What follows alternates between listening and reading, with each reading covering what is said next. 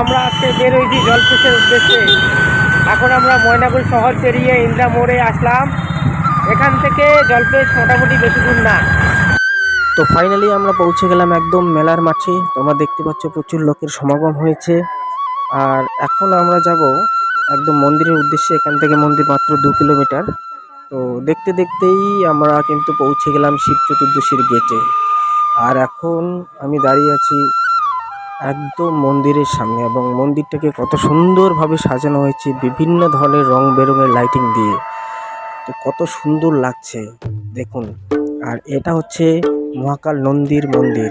আর আমরা সবাই জানি কম বেশি যে মহাদেবের দর্শন করতে গেলে আগে নন্দীর দর্শন করা খুবই অত্যাবশ্যক। জলপাইগুড়ি জেলার একটি অন্যতম মেলা হলো এই জলপেশ মেলা।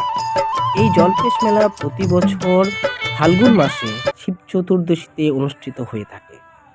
তাই এই মেলা ফাল্গুনী মেলা নামেও পরিচিত। জলপেশ মেলায় প্রচুর মানুষের সমাগম হয়ে থাকে।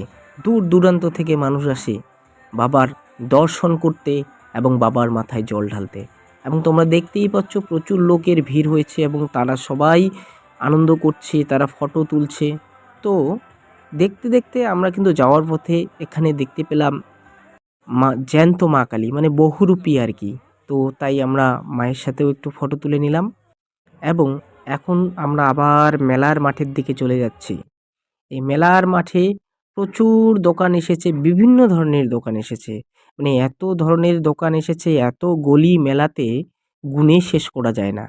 তো মেলা মোটামুটি শেষ করে আমরা এখন একটু খাওয়ার দোকানে ঢুকলাম। ঘোরার পরে আমরা শেষমেশ খাইতে বসলাম। এখানে দেখতে পাচ্ছেন আমার কাকা বসে আছে।